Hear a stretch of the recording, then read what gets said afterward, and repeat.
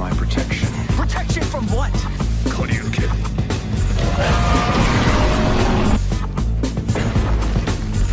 We're gonna be in the new world in no time. This is exhilarating. Get excited.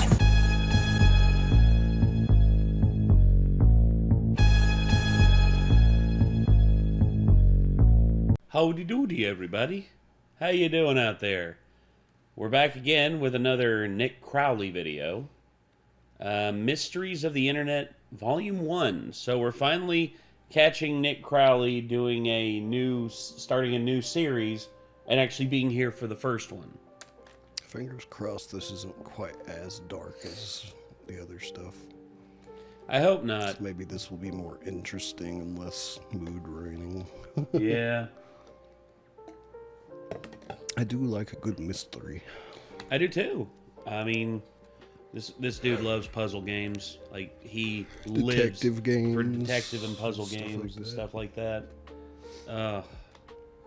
I'm currently playing through Baldur's Gate 3, and my investigative, ever since I made a mistake and I made Astarion move back to the camp, and I was like, oh crap, I can't perceive if there are traps around anymore. Darn it. You want a high willpower character for that, because willpower denotes your perception skill. Well, yeah, but Astarion, he's really good at he's good at disarming them, but if you, well, for example, if you're playing a paladin, you're playing, so you have Shadowheart with you, right? Yes. If you were to respec her and raise her willpower stat to be your higher one, make her mainly spell casting, miracle casting, whatever you want to call that, her willpower stat being higher would help her be able to detect things for you. Okay. Well, she's detected a couple for me. My whole deal is I'm just trying my best to get through the game and not die again. I got close. There was wisdom, actually, is what I was trying to think of, not power. Wisdom, okay. But I actually got close to dying again. It was when I was in the Grove, and there's that hidden door back there where the prison, the makeshift prison is. And you can go under there and find the goblins that are down there, basically just holding that one dude hostage. Oh my gosh, man, those goblins nearly killed you? Yeah. Well, no, it was the towers. Oh, you nearly got blown up. I got blown up by those towers. That was going down that little route. Did you see the little explosive mushroom things? Did not. Oh, really? Okay, you got lucky then. Well, lucky me. Going down that little route behind that makeshift jail area, there's explosive things, and I was like, watch out for the little explosive things, and then Doc came up behind me, and it was when the game first came out, and then it went boom and got flung off the cliff to his death, and I was like, what did I just say? I was cracking up. Yeah, he was just like, why me? Dude, I had a hilarious one. There was a goblin that was up on a crosswalk, and there was no nothing behind them keeping them up there. I had Will do an Eldritch Blast, and basically I have Agonizing Blast, and the one that knocks them, that does the knockback, knocked them down, and they fell down, and they literally fell to their death. I was just like, yes, it's good stuff. But yeah, anyway, there's some mysteries to solve in Baldur's Gate 3, but there are also some mysteries of the internet, and Nick Crowley is here to guide us through. This is Volume 1, so I think I'm ready to get into this. How about you? All right, let's get this up here. Let's check it out. Here we go.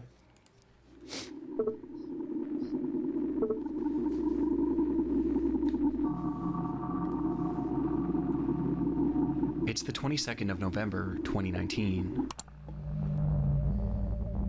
A Ring doorbell begins recording as a young girl approaches a home in the Harriet Creek Ranch neighborhood of Texas. It's pitch black out and the girl is seen all alone, which by itself is strange enough, but it's moments later that this footage becomes truly concerning.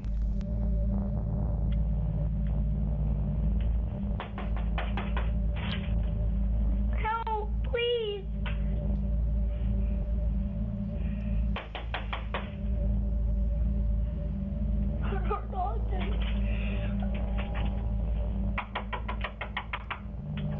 Please help! She was begging for help, pounding her hand against the door, all the while continuously turning her head around, as if she was expecting someone to come up behind her. The footage then comes to an abrupt end, only to start again seconds later. But this entire time... Yeah, that little...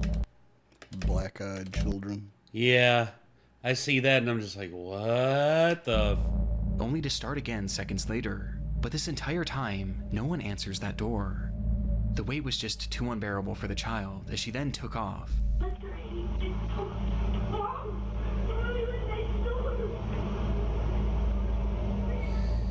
Yelling incoherently in the street before running out of view of the camera. Frustratingly, this footage was only viewed by the homeowner well after the fact, and reports seem to indicate that this was a property that they rented out rather than lived in, with it being unoccupied on that night. But after seeing the video, the homeowner immediately contacted law enforcement and shared the video online in the hopes that more information would come forward, as it seems that neither they nor the police had any idea who this child was, or why she needed help. But since these clips were first shared, these questions have still yet to be answered. At least publicly, as there have been no updates from law enforcement.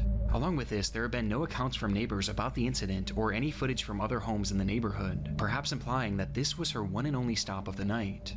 It's like after this footage, this girl dropped off the face of the earth, with this entire situation being a mystery to this day, leaving us with only theories. The first and most popular theory is that this girl was an escaped victim of kidnapping, or perhaps an abusive household, and had run to the closest home to ask for help.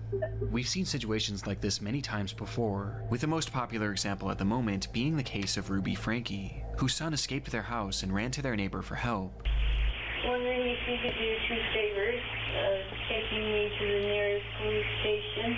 Well, actually, just one's fine. This certainly falls in line with this girl's behavior, as she was clearly scared about someone or something following her, hence why she kept looking back. And given that there have been no updates to this case, and that seemingly no one else saw her that night, it would indicate that whoever she was running from had recaptured her shortly after. And what makes this theory even more horrifying is that many online users believe that this girl isn't the only person shown in this footage. Help, please! As in the background, some can see what appears to be movement behind the bush, and potentially even a figure. Please help! I can't see anything.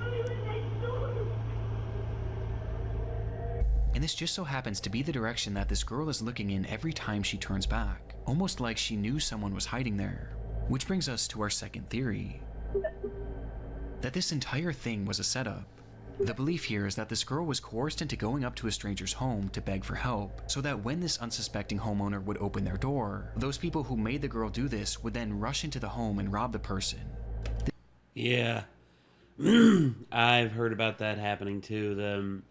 The prevailing one is this nice like delivery driver comes up and there's like, hey, got a package here for you. And it's like, I didn't order no package. It's like, are you sure? I mean, can I have you come out here and take a look at it? And as soon as you like are out far enough, they will immediately like people will be like hiding it. Like there was one, it was really scary. This delivery driver started to walk up and just be like, hey man, I got a package for you.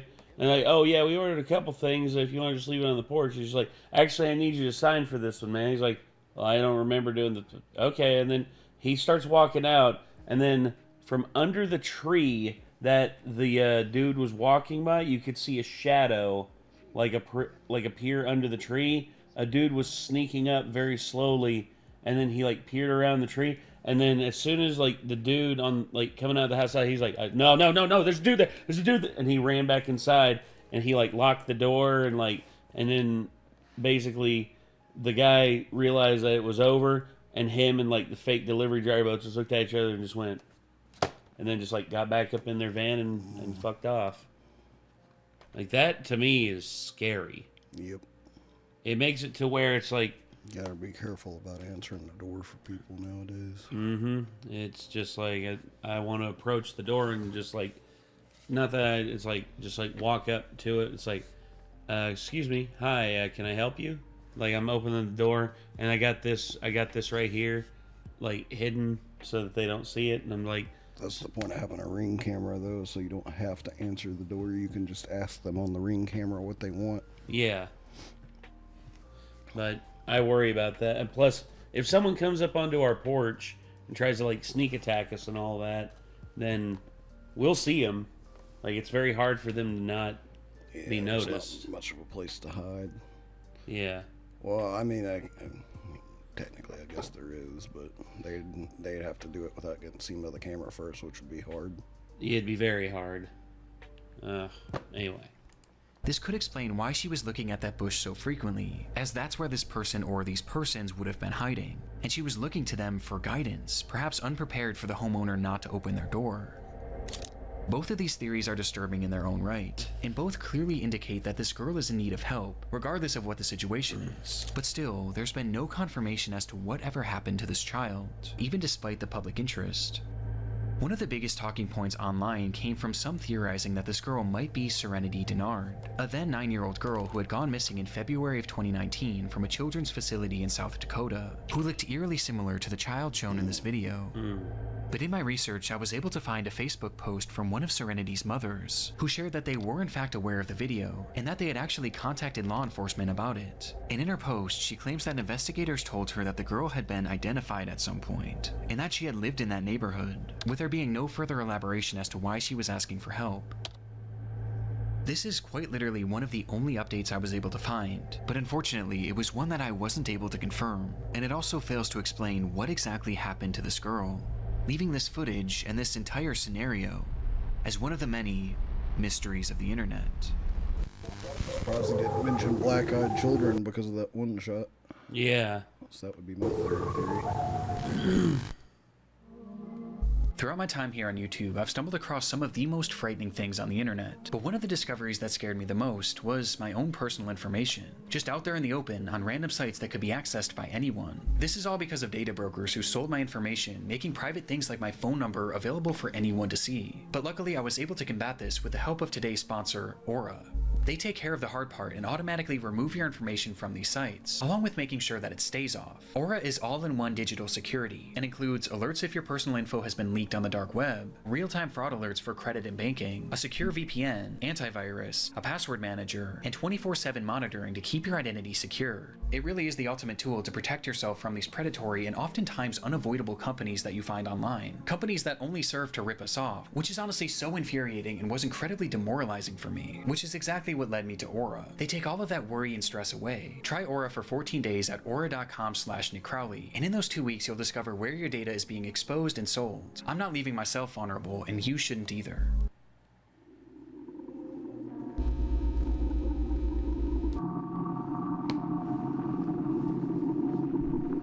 It started with a police chase. An officer parked alongside a highway in North Amsterdam had witnessed a black Mercedes speeding down the road and was now desperately trying to keep up with it. But the effort was to no avail, as the Mercedes would soon disappear from the officer's view. And when it would come back into view minutes later, it wasn't moving. It was instead left abandoned on the side of the road, the driver's side door hanging wide open, and the driver himself being nowhere to be seen, leaving that officer alone with the suspect's car, but no suspect. However, the vehicle hadn't been left entirely empty, as in the driver's rush to flee the scene, he had accidentally left his cell phone behind, and so the contents of this phone would be searched, which quickly led to the discovery of this driver's identity. But for investigators, there was a far more pressing finding on that device. A finding in the form of a minute-long video stored on the man's camera roll that indicated that this driver may have been involved in a crime far worse than just speeding. Oh, crap.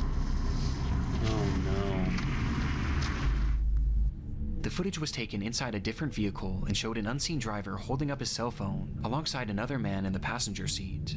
The camera was focused on a car in front of them, with both men seeming intent on catching up with it, as in the moments before this recording started, something had happened between them, which the men inside this car felt they had to get revenge for. Voor ons net hebben brutaliteit met ons gemaakt. Deze mannen voor ons hebben net de brutaliteit. Run, maat, ze gaan weer run! They referred to this unseen incident as an act of brutality by a group of men in this other vehicle, and by the looks of it, it's likely that this car had simply cut them off, as there was a freshly closed lane in the stretch of road at the time, which created an unexpected merge. And this is most likely what this group inside this separate car thought too, as they were showing no signs of road rage, and were instead just casually driving with the flow of traffic. However, it's clear that the men behind the camera felt differently, as in their minds, what this other driver had done to them was so awful that it was worthy of only one punishment: death. Omstandigheden gaan ze moeten. Ja dan, oké.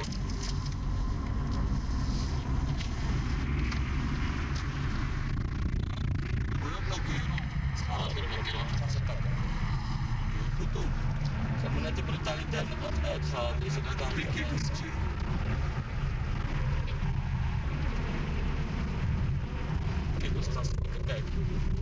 And so, this duo inched their vehicle closer and closer to this anonymous car, while continuing their rambling about this act of brutality. And when they finally positioned themselves next to the vehicle,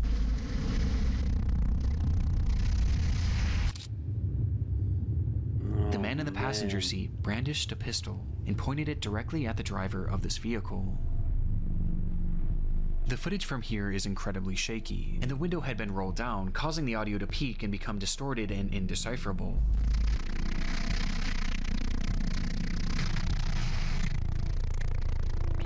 Because of this, it's hard to say for sure what happens next, but it appears that the man holding the gun attempts to fire the weapon before pulling it back into the car, cocking the revolver once more, and firing again.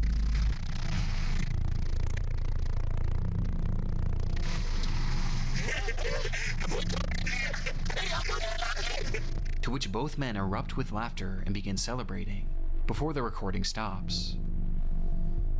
Based on the footage, it's unclear what happened to the driver of this vehicle or the other occupants, and finding this information became priority 1 for law enforcement.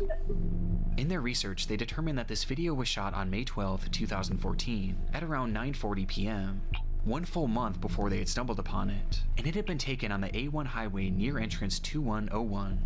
And yet, when they checked their files to match this information with any of their cases, they realized that there was no record of this incident. This crime had never so much as been reported, despite it seeming to depict a shooting in the middle of a busy highway.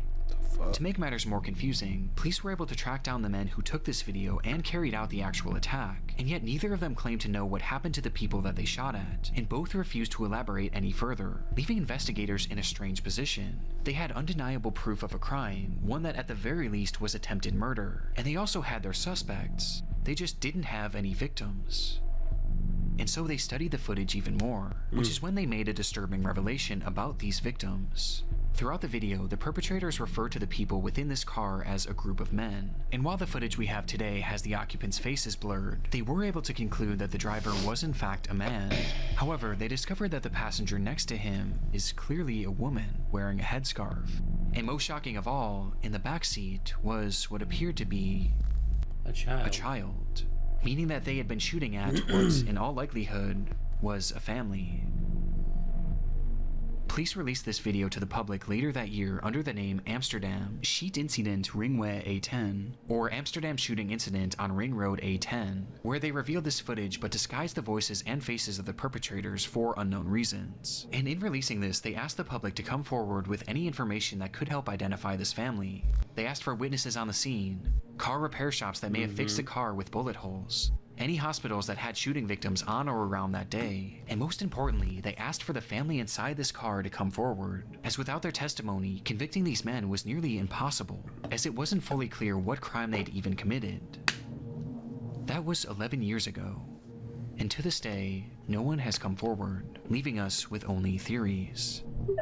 The first theory is that the people shot at in this footage may have been undocumented immigrants, or perhaps one of them had a warrant out for their arrest, meaning that if they were to report this crime, or if they were to have gone to the hospital with a bullet wound, then police would have certainly got involved, and in turn they would have gotten in trouble as well, essentially forcing them to stay quiet as saying anything would put their freedom in jeopardy.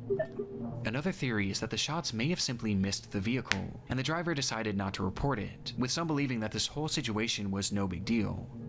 But to me, this doesn't seem like something that would be so easily brushed off, especially because a child is involved, though it is possible that perhaps this family was afraid to report the crime, as they clearly knew how dangerous these men were, and feared that reporting this crime would only further put a target on their backs.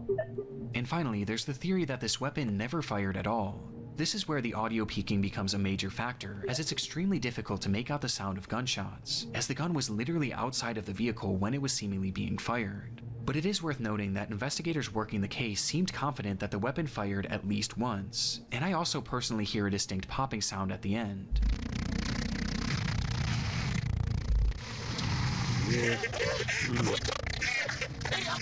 But it's hard to say for sure.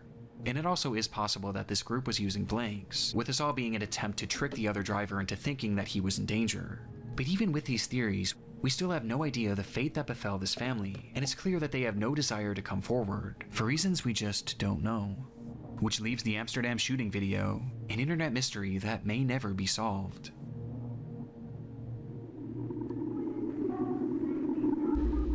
It's very odd. Very odd. Urgent, I need help, please. We are from BSAS West Zone, Castelar, San Juan neighborhood. Her name is Emma Rosario Culk, who's been missing since Friday, June 12th. If you saw her, please call. Any information will be appreciated. This post was made to the subreddit r/Argentina on June 16th, 2020 by a user named u/NaramNaram, who asked for the public's help in finding a missing woman named Emma Culk, and in the comments he would offer more context, saying, "She went out to buy something and never came back. She was last seen here in the neighborhood. Sanchez and Pavan is the area where she went to buy something. She was dressed in the clothes that she's seen in the photo. She was carrying her wallet with her ID and a cell phone." Quickly, the post was inundated with concerned citizens wanting to help in the matter, with the gravity of the situation being made even greater, as earlier that day, Naram had made a similar post, which revealed that Emma Culk was actually his mother. This revelation only made the post more important, as people left comments offering support and encouragement, with many even providing advice on how he could potentially track her down, to which Naram seemed genuinely grateful. Across the entire internet, this seems to be the first post ever made on Emma's disappearance, but it would be far from the last, as people spread this information far and wide almost immediately after Naram's post, which was also followed by several local news reports, which proved that Emma was in fact a real person and was in fact missing, with these articles mentioning something that her son had not, that she was feared to have been taken. The only thing we know for sure is that she went into her house, left her bike, and for some reason went out but did not come back in. Apparently, she did not leave on purpose, and that is what worries us the most. Things were clearly very concerning, and the tension of the situation only increased as a day passed, and then too, with Naram vowing to keep everyone updated on the status of the search. And sure enough, right after this update, Naram's missing mother would finally be found. The worst news: Emma Rosario Culk was murdered. She had been missing since June 12th. Her son killed her with stab wounds and then buried her in the backyard of his house. He was arrested. Rest in peace, Emma. Emma Culk had been found dead, murdered and buried in her own backyard, with the perpetrator allegedly being her own son, Daniel Culk, who had confessed to stabbing her once in the chest and then twice in the head before burying her body in the backyard, with a motive never being given. The ending to Emma's search was disturbing, but perhaps the most shocking part was the revelation that she was killed by her own son, 20-year-old Daniel Culk, which immediately called into question Naram's Reddit post, as he had claimed to be Emma's son, leading many to wonder, was Naram the killer? And so, desperate for clarification, someone commented, "By any chance, are you 20 years old?" To which Naram actually responded, writing simply, 25, before eventually leaving the following explanation. "Apparently it was my brother. That's what the police said when they declared the crime. This would mean that when Naram had been making these pleas to find his mother, in reality not only was she already dead, but she had been killed by his own brother and buried in their backyard. It's one of the most chilling things I've ever come across on Reddit, but the intrigue of this case doesn't exactly end here, as there was something about Naram's story that wasn't quite adding up. Just days before the disappearance of his mother, he had left a comment on an unrelated post saying, "When I was 8 years old, I wanted to ride a bicycle without hands, according to me because it was easy. I was on the street, dirt, and I let go of the handlebars, and here I am at 19 years old, with the handlebars marked on my abdomen." In his own words, Naram wasn't 25. What? He wasn't 25, he was 19 according to the post he made this day before. He lied to everybody. Well, welcome to the internet. Lies are aplenty. But instead 19 years old, and potentially 20 years old by the time his mother was found, which put him at the exact age range as Daniel Kolk. This prompted a wave of speculation and confusion and spawned the enduring mystery: who exactly is Naram? While making things even stranger, digging deeper into his posting history, you can find another comment where he claims to have been working the same job for 6 years, which seemed to contradict the idea of him being 20, thus prompting even more confusion, which eventually caught Naram's attention, who responded by stating, "I didn't write that. It must have been my brother. I don't use this social network. I only used it twice for a work issue and now because my mother disappeared. This account is not mine." This recounting of events made Naram's initial story even more twisted, as if this was true, then not only was it his own brother that killed the mother he was looking for, but he was literally using that same brother's account. And again, this gets stranger. Around the same time, Naram would thank the internet for its help on the case, and then proceed to swiftly disappear, leaving the account untouched for over 2 years.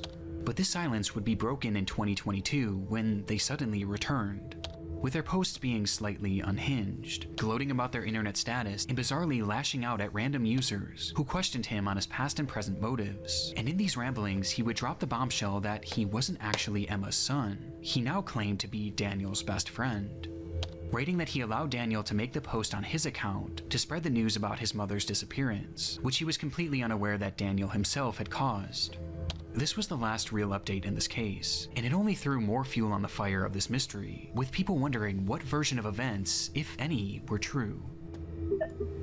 When I hear about this case today, many seem to believe that the entire time Naram was actually Daniel Kolk, and he had made this post to make it seem like he was searching for his mother, and perhaps to even use any given advice to help conceal what he did. As remember, many were offering suggestions on how to find her, which Daniel in turn could have used to essentially do the exact opposite, to help make sure that she was never found.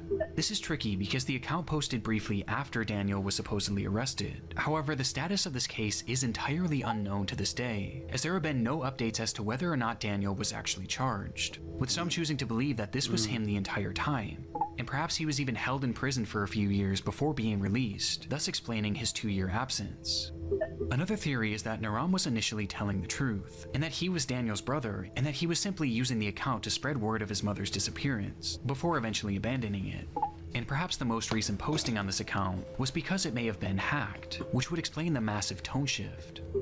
Or maybe it's the most recent version of events that's the right one, and that this is actually Daniel's best friend. But why initially lie? And how do you explain the apparent inconsistencies in his age that are found throughout his posts? This entire internet mystery is one of the messiest I've ever come across, and nothing seems to make any sense, with the most inexplicable part being the very real murder at its core. A mother who was killed by her own son for no apparent reason. And given the lack of updates, it's hard to know if justice was ever served.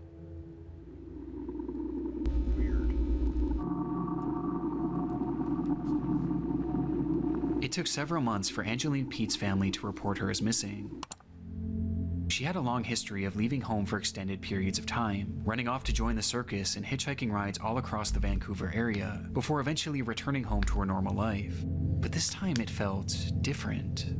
None of her friends or family had heard from her since May of 2011, and it was now nearing the end of summer. This was especially odd considering that Angeline was known to be constantly texting, as well as updating her Facebook profile, with that profile now sitting completely dormant. But within that page filled with your typical selfies and normal life updates, there was one post that stood out. the final post she ever made.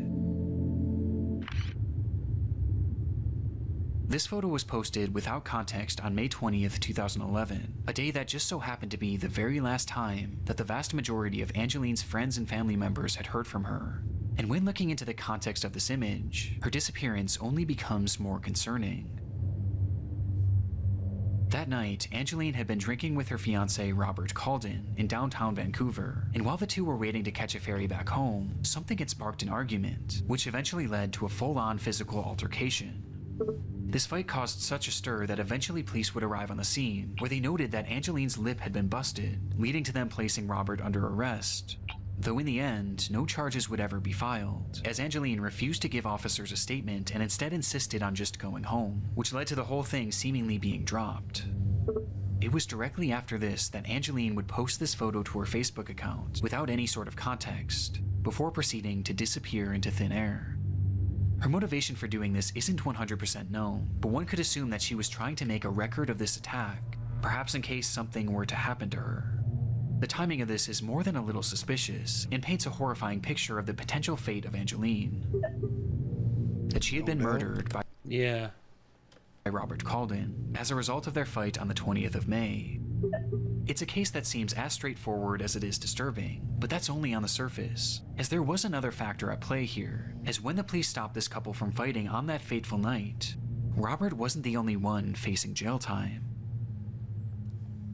Angeline was no stranger to abuse. She had a long history of it herself, with her ex-boyfriend claiming to have suffered dozens of black eyes throughout their relationship, which had ended years prior.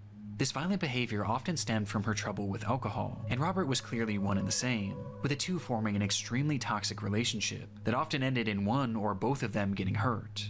It was all too normalized for the pair, which was highlighted by one of Angeline's final texts, where she wrote, "Gee, my lip hurts. I hate him so much that I love him." Now, I do want to make it clear that this is in no way meant to come across as victim blaming, but this is vital information for this case, as Angeline's history with violence had landed her in prison numerous times, most recently in 2009 when she was arrested for getting into a massive bar fight. This arrest in particular is noteworthy, as it carried with it multiple conditions, one of which was that Angeline was given a 9 p.m. curfew, and the other was that she was not allowed to drink, with both of these conditions being broken on the night of May 20th, when police intervened in her and Robert's fight. This meant that Angeline was now likely going to be reincarcerated, and sure enough, that same night, officers arrived at her home to question her on the matter, but she failed to answer the door, which led to a warrant being made for her arrest 5 days later on May 25th. That day, a squad car pulled up to Angeline's apartment to bring her into custody, but when police entered the home, they would only find Robert, who just so happened to be on the phone with her. And officers claimed to have spoken with Angeline during that phone call, where they advised her to turn herself in, though she claimed that she was no longer in the area, and eventually hung up the phone. This would be the last time that officers would speak to Angeline Pete, and seemingly You good? Yeah, I'm good. Just my head's starting to hurt a little bit. Should have took some ibuprofen. according to Robert, she returned home and left the very next day on the 26th, and never came back. This whole revelation muddies the water in this case, and provides us with our second theory, that Angeline Pete had run away to avoid reincarceration. But there's something unusual to me about this phone call with police. Now, there's hardly Sounds pretty on the nose. any information about this case online, but from all the articles that I've read, it seems that no one in Angeline's life had heard from her after this photo was taken, with the exception of Robert. And when police spoke with her, it was only over the phone. They too hadn't laid eyes on her since the night of May 20th, prompting some to wonder if Robert had arranged for some sort of decoy to make this phone call. Though, however it happened, since that phone call, there's been no activity on any of Angeline's online accounts, and she's never deposited or spent a single cent from her bank account. From that point on, she's been essentially invisible. That was 15 years ago, and today we still have no concrete answers as to what happened to Angeline Pete, with some taking this as a sign that something sinister had in fact happened to her, as how can you go that long without leaving a trail, and without at least trying to come back? Especially in Angeline's case, as she was a mother. Angeline had a 7-year-old son who was by far the most important thing in her life. At the time she went missing, this child was staying with her father, Angeline's former partner, but she still played an incredibly active role in his life, and she wanted to be as involved as she possibly could be. And yet, after 15 years, she's made no attempts to try and reach out to him. Again, people have taken this as a sign that Angeline has perhaps been killed, and it isn't just Robert who they think might have done this, as some believe that she may have been killed by someone that neither they nor Angeline even knew. As I mentioned previously, Angeline had a habit of hitchhiking, and she was known to do so in a way that was overtly dangerous. And interestingly, there were some unconfirmed sightings of Angeline after she went missing, with some reportedly seeing her in Port Hardy and Grand Perrier, areas that she would have had to catch a ride to. Now again, these are totally unconfirmed sightings, but what's so chilling about this is that if she had been hitchhiking through those areas, then she likely would have found herself doing so along Highway 16, which is now known as the Highway of Tears. Without getting too deep into this stretch of road is notorious for its disproportionately high number of women who have gone missing on it, and especially Indigenous women, with Aboriginal organizations claiming that as many as 40 Indigenous women have been killed or kidnapped while on this stretch of road. And coincidentally, Angeline was an Indigenous woman herself, who may have found herself hitchhiking on that very road. Angeline's disappearance is one of those cases that you can convince yourself that every theory is right. But as of right now, there's just no way to know what truly happened to her. And while this is an internet mystery for us, for Angeline's family, this couldn't be more real. Many of them are suspicious about Robert and believe that police didn't do a good enough job investigating him, as he was never even considered a suspect. But they also hold on hope that Angeline is still alive and out there somewhere, and they'll often hold events and vigils to keep her name in the spotlight, and to assure she knows that she can always come back home. And it's this hope that has fueled her son since she disappeared, as all throughout his childhood he played hockey as a way of helping to find her, with one family member saying, "That's why he wants to play hockey. So if he gets famous, his mom will find him."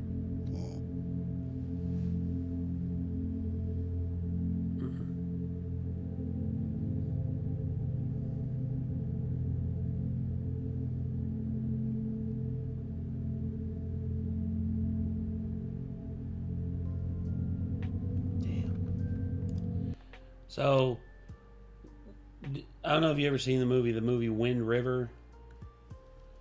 It actually deals with that, Native women going missing. And there's no crime statistics for it because where it's federally operated land, they don't keep track of things like that.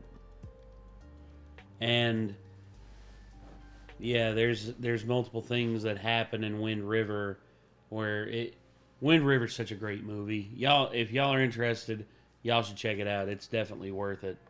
But that, sheesh, dude.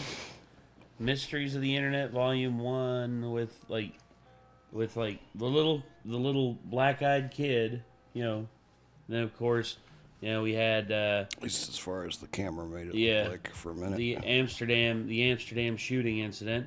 And then the no ram. Sheesh. His own mother. And then, of course, just no report of, any violence or anything like that. That's weird. This one, the little girl just basically just being, potentially being, kidnapped or running away, or basically, helping people break and enter. And then Angela Pete with this right here where good lord, I wish that there was a way I could solve unsolved mysteries. I wish there was a way. And they're not in your area. There's nowhere to even start to. That's true. Well, maybe not always. People on the internet pull off some crazy stuff sometimes, but it's usually the geniuses among those on the internet that pull it off. Yeah. I hear that. But Like the people who found Shia LaBeouf's flag. Shia LaBeouf.